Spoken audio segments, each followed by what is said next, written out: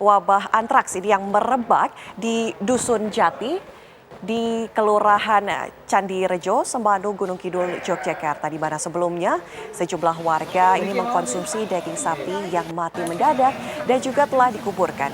Wabah ini telah mengakibatkan seorang warga meninggal dunia. Merebaknya kasus antraks di Dusun Jati bermula dari laporan warga tentang satu warga yang meninggal setelah mengkonsumsi daging dari hewan sapi yang mati mendadak pada 2 Juni 2023 lalu. Saat itu ada 3 ekor sapi yang mati dan langsung diminta untuk dikubur. Anjuran tersebut dilakukan oleh warga setempat dengan mengubur 1 ekor sapi, sedangkan 2 lainnya tidak dikubur. Namun rupanya sapi yang sudah dikubur tersebut kemudian digali lagi oleh warga lalu disembelih dan dagingnya dibagikan untuk dikonsumsi. Begitu juga dengan 2 ekor sapi lainnya yang mati mendadak turut disembelih dan dibagikan ke warga sekitar. Akibatnya salah satu warga yang mengkonsumsi meninggal di awal Juni setelah sempat mendapatkan penanganan medis di Rumah Sakit Sarjito, Yogyakarta. Sementara 87 warga lainnya dinyatakan terpapar antraks.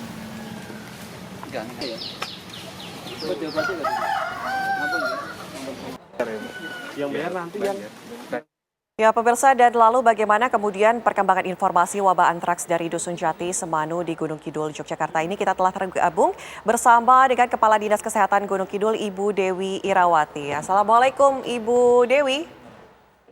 Waalaikumsalam Mbak. Ya, Ibu Dewi, wabah antraks ini kembali muncul di Gunung Kidul, Yogyakarta. Sebenarnya seperti apa himbauan kepada masyarakat mengenai wabah antraks ini? Karena banyak juga masyarakat yang menggali kembali daging yang sebenarnya tidak layak kemudian disembelih dan juga dikonsumsi. Ini seperti apa, Bu? Ya, kejadian ini tentu karena ada perilaku ya dari warga yang mengkonsumsi daging dari ternak yang tidak sehat atau mati karena sakit. Nah, tentu edukasi kami berikan kepada masyarakat agar hal itu tidak terjadi di kemudian hari. Oke. Gambarnya seperti itu Mbak, penyebarannya karena memang ada membagi daging tersebut ke masyarakat atau warga. Jadi penyebarannya jadi banyak begitu. Ibu Dewi, Gunung Kidul ini adalah tempat wisata ya Bu. Ini kemudian himbauan untuk para wisatawan yang datang seperti apa? Antisipasinya seperti apa juga Bu Dewi? Untuk mungkin membedakan daging yang tidak baik untuk dikonsumsi dan juga baik untuk dikonsumsi begitu? Ya, kalau saat ini sebenarnya karena lokasi kejadian ini memang terisolasi di satu dusun, jadi insya Allah tidak akan mengganggu pariwisata yang ada. Namun demikian untuk kita melihat apakah daging ini dari hewan yang sakit atau dari hewan yang sehat, itu tentu terkadang kita tidak bisa secara awam melihat secara kasat mata ya. Nah, mungkin ini Dinas Peternakan yang punya teknik-teknik tertentu untuk menentukan apakah daging ini sehat atau tidak. Tetapi untuk antraks harus diperiksakan di laboratorium baru tahu bahwa daging ini memang positif antraks. Jadi kalau kita melihat begitu saja tidak bisa dibedakan. Bu Dewi, lantas untuk daging yang kemudian telah terinfeksi oleh bakteri antraks sendiri kan kemudian anggaplah kita ambil contoh sapi begitu ya, sapi terinfeksi oleh bakteri antraks begitu, kemudian mati, apakah bakteri tersebut masih terus berkembang, tidak ikut mati, sporanya berkembang begitu? Iya, jadi spora dari bakteri ini, antraks ini memang punya daya tahan yang luar biasa ya. Jadi begitu dia terkena udara, itu dia menjadi spora yang bisa tahan bertahun-tahun, bahkan berpuluh tahun ya. Sehingga ketika ada pemotongan hewan yang memang dia positif antraks, maka ini bisa menyebar kemana-mana.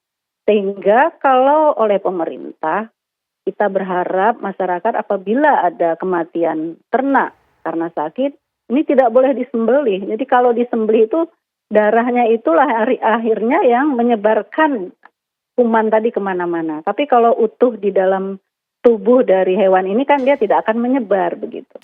Bu Dewi, kalau menyebar lewat udara artinya berbahaya dong Bu? Betul, antraks ini kan ada 3 cara masuk ya. 1, sentuhan kulit. Kemudian yang kedua karena dikonsumsi, gangguan pencernaan ya. Dan yang ketiga terhirup. Nah, ini yang berbahaya langsung ke pernafasan. Begitu. Bisa Artinya ini jadi berbahaya langsung ke terhirup. pernafasan, artinya berbahaya juga dong Bu dengan wisatawan walaupun desa tersebut terisolir begitu. Kan ini penyebarannya tadi Ibu bilang bisa dengan lewat udara begitu. Iya, tetapi kan pada saat penyembelihan itu kan kalau dengan udara itu biasanya seperti kalau dia tidak langsung ketika penyembelihan langsung dia kumannya terbang ke udara, tidak seperti itu sebenarnya. Nah, yang sering itu adalah perpindahan misalnya pada produk-produk dari hewan ternak tersebut, misalnya kulitnya gitu ya, bulu-bulunya itu kulitnya, nah, itu disama dan sebagainya itu bisa terhirup gitu. Tapi kalau pada saat penyembelihan biasanya itu kan langsung tempat penyembelihan itu kan dikubur oleh masyarakat. Jadi tidak seperti kalau COVID gitu ya, penyebarannya begitu cepat seperti itu, tidak. Oke. Ibu lantas bagaimana dengan gejalanya sendiri Bu terhadap seseorang yang kemudian terinfeksi oleh bakteri antraks ini? Bagian besar ya 95% bahkan lebih itu gangguan yang terjadi adalah di kulit. Jadi kulitnya itu seperti koreng, kemudian di bagian tengah itu ada seperti jaringan mati ya berwarna hitam, pinggirannya agak bengkak gitu. Nah, sekali biasanya kita tahu melihat bahwa ini korengnya antraks, itu biasanya kita ingat suatu saat akan melihat seperti itu khas sekali ya. Kemudian gejala lain bisa seperti tadi di pencernaan, bisa diare, mual, muntah. Kalau di pernafasan bisa sampai batuk, sesak napas. Tetapi untuk yang lewat, seperti saya sampaikan tadi, lewat respirasi atau pernafasan dan lewat saluran pencernaan itu relatif lebih jarang. Yang lebih sering adalah yang antraks kulit. Oke, baik. Terima kasih Bu Dewi Irawati selaku Kepala Dinas Kesehatan Gunung Kidul. Terima kasih Bu atas waktunya. Selamat siang.